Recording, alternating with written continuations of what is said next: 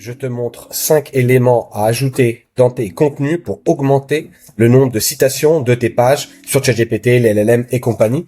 Alors, il n'y a pas de secret aujourd'hui, on ne connaît pas vraiment le secret, mais par contre, on sait qu'il y a des patterns qui se répètent.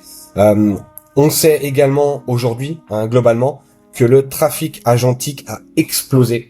Qu'on le veuille ou non, demain, il est possible qu'il y ait plus d'agents qui viennent sur ton site que de vrais visiteurs qui viennent sur ton site. Et globalement, les utilisateurs risquent de taper dans ChatGPT, va me chercher les meilleures agences de voyage, et puis on va avoir une liste directement, ce qui est déjà le cas aujourd'hui. Mais en plus, ce qu'on va pouvoir faire, c'est d'acheter directement son voyage dans ChatGPT. Donc plus besoin de passer directement par l'agence. Et donc c'est évidemment exceptionnel. Et donc il faut se préparer à une augmentation du nombre d'agents qui vont venir sur le site. Et donc, ces 5 éléments sont, je les présente là rapidement. Le premier, c'est le surprise gap. Ok, c'est un score que les LLM utilisent pour identifier l'information manquante sur une thématique. Si on se donne un exemple, par exemple, donc on va regarder sur urgence plombier Paris et on va regarder 2 éléments. Le premier, c'est est-ce que j'ai un numéro de téléphone? Puisque moi, quand j'ai une urgence plombier, ce que je veux, c'est avoir un numéro de téléphone. Donc là, tu vois, on voit quand même que beaucoup ont mis leur numéro de téléphone. Donc ils ont déjà compris ce pattern-là, que sur cette SERP, il va falloir mettre un numéro de téléphone.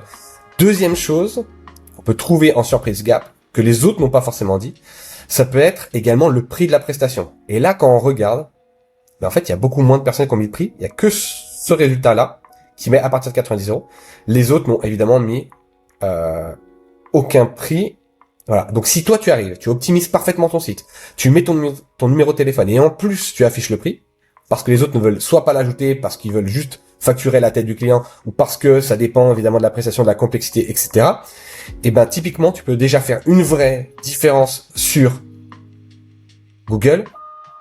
Et évidemment, lorsqu'on tapera tarif sur ChatGPT, on va se mettre en navigation privée. Donc là, ce qui est intéressant, c'est que sur tarif urgence plombier Paris, il y a qu'un seul résultat qui ressort. Ok?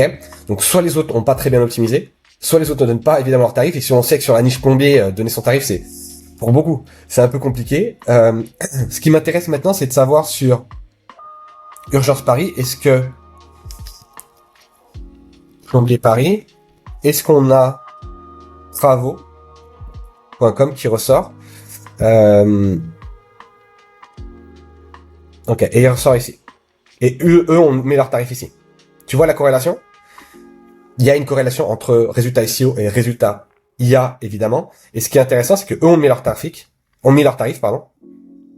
et ce sont les seuls qui sont cités lorsque je tape tarif urgence plombier Paris. Et on sait que c'est un mot qui est converti. Parce que si je connais le tarif, je suis plus rassuré, et donc je peux appeler plus facilement le plombier. Ok?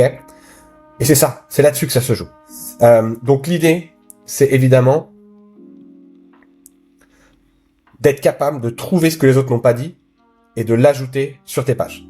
Deuxième chose, évidemment, c'est ancrage terrain. C'est un petit peu ce qu'on appelle le EAT, hein, mais c'est un peu plus large que le EAT. Mais globalement, l'idée, c'est de se dire comment sur ma SERP ou dans mon contenu, je peux ajouter un élément, un chiffre, une donnée, une étude que les autres n'ont pas. Ce qu'on veut, c'est de la donnée propriétaire. Tu as un SaaS. Ton SaaS vend de la facturation IA. Tu peux demander, par exemple, à tous tes utilisateurs de répondre à un questionnaire pour savoir combien de temps ils ont gagné avec ton SaaS par mois. Temps gagné de facturation. Si tout le monde te dit on a gagné à peu près 20 heures de facturation, tu peux ajouter sur ta page notre logiciel fait gagner 20 heures par mois en facturation, petit astérix qui renvoie vers l'étude. Tu renforces ta donnée terrain et tu montres au LLM que évidemment ce que tu avances, ça a été prouvé. Ensuite, deuxième élément, ce sont des données des sources chiffrées. Donc tu l'as fait par en ancrage terrain, via des questionnaires, etc. Mais tu peux le faire aussi par des études. Ok, tu peux utiliser Perplexity pour lancer des études sur un sujet donné. Cette étude-là peut venir alimenter évidemment un contenu. Des revues de presse. Donc moi, ce que je fais, c'est que directement, via mon IA, mon système, j'ai des revues de presse qui se font en automatique. Donc je lui ai donné mes sources, je lui ai donné un scoring. Tu vois, il va venir scorer les données en fonction d'une grille que je lui ai donnée pour être certain qu'il a me sélectionné les meilleures sources. Donc là, je l'ai fait sur le SEO. Donc, cette revue de presse peut venir alimenter des articles de blog. Mais on peut imaginer que sur un client plombier, par exemple, le nombre de dégâts des eaux l'année dernière, etc. Toutes ces données-là, elles vont venir alimenter nos articles. Et pour ça, il faut créer évidemment une automatisation qui va venir alimenter tes meilleures sources. Et on viendra citer évidemment les sources qu'on a utilisées de manière parce qu'on est éthique et deuxièmement parce que ça renforce l'autorité de la donnée qui a été extraite. Ok ? Ensuite, ce qui est intéressant, c'est l'inversion du consensus.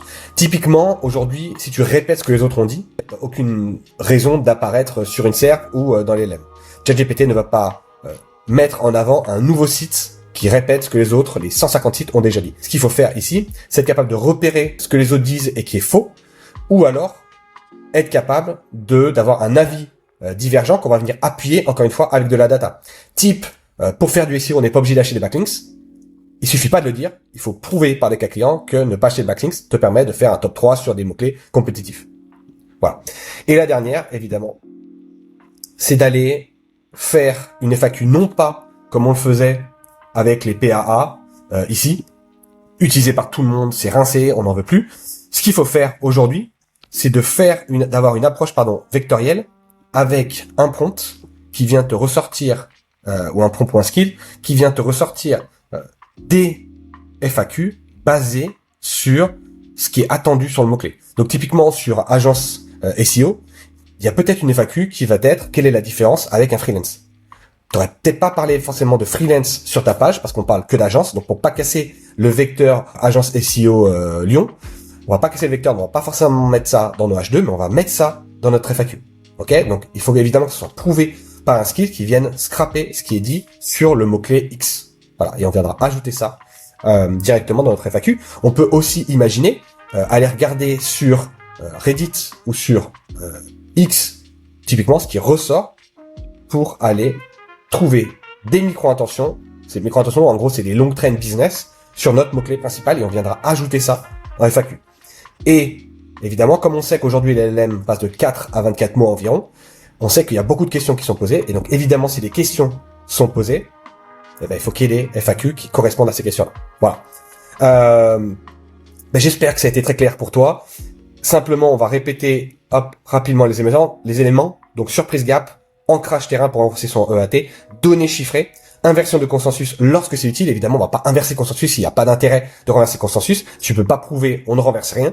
Et FAQ basé sur des micro-intentions et non pas uniquement sur des PAA. Ok ? Je te souhaite une excellente journée. God bless.